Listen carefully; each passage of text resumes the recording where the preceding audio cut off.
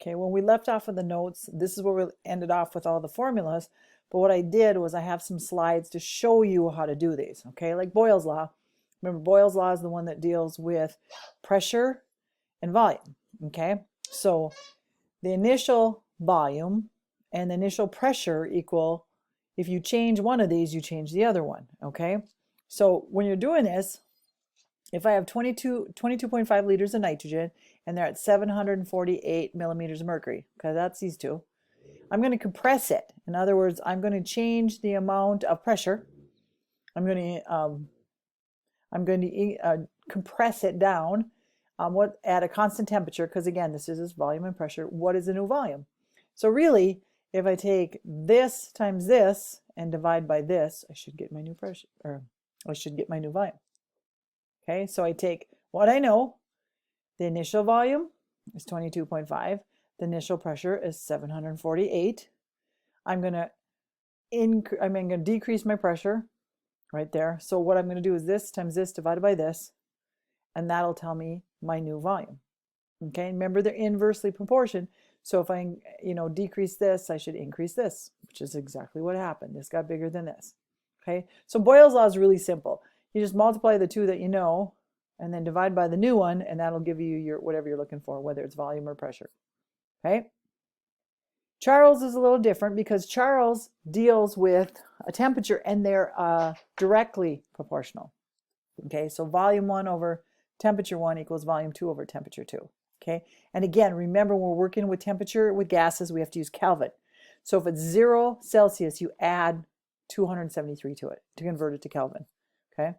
Okay, so we have a gas at 50 degrees Celsius, and it has a volume of 32 milliliters.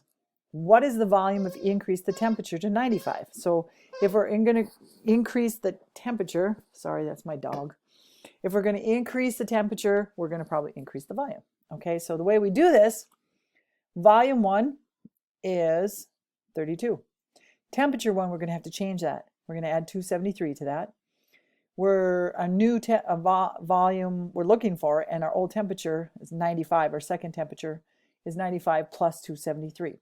So basically what we're going to do is we're going to take volume 1 times T2 divided by T1, and we should get V2. So again, I took my 32, there's my 32 milliliters, and I changed my temperature. Okay, it was 90. This is what I'm going to raise it up to, but I added 273 to make it Kelvin. And then I'm going to divide by the second temperature, 50 plus 273, because again, Kelvin. So again, you take the formula, plug in, and you just find your unknown. So when you multiply and divide, you get 36.46 milliliters, which makes sense.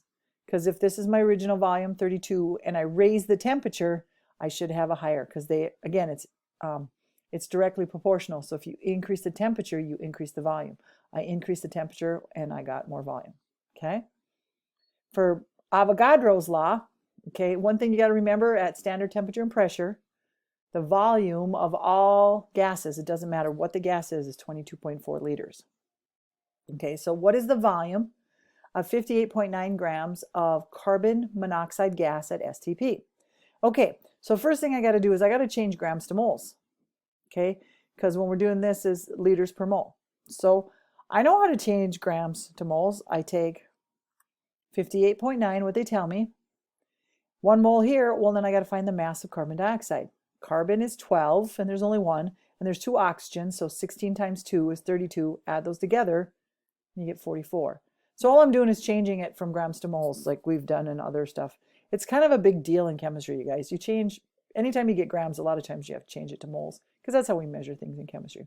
So all I did was, this is what CO2 weighs.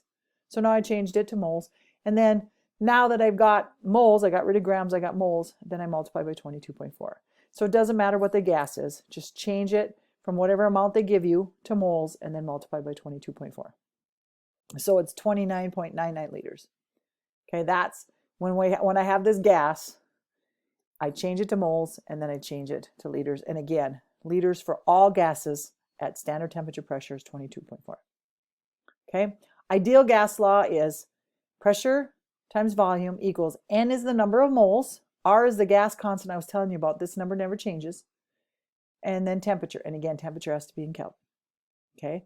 So if I have 2.4 moles of gas, and it's held at a temperature, 97, again, I'm going to change that to Kelvin, in a container with a volume of 45 liters. What's the pressure? So basically, I'm going to take moles times gas constant times my temperature.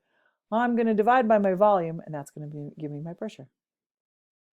Okay, so I have 2.4 moles, that's N. Here's my gas constant, R. I change my temperature, 97 plus 273 was 370. I'm going to multiply those together, and then I'm going to divide by my volume, and that'll give me my pressure. So that's what the pressure has to be of this gas, 1.62. So again, if I had to find one of these, I would multiply these two together and I divide by those. You just have to manipulate your formula to find your unknown. Okay, so that's how you do the gas laws. There's a lot more. We talked about partial pressure and things like that. We're not going to do that. We're just going to deal with these first four because there's a lot of stuff here. And again, we're just reviewing the stuff we already talked about. So those would be the laws that I would talk about: Boyle's, Charles, Avogadro's, and ideal. And that's it for chapter 5. And actually, this is it for the review unit that we're going to cover. So make sure you get your laws in and then study for your unit review.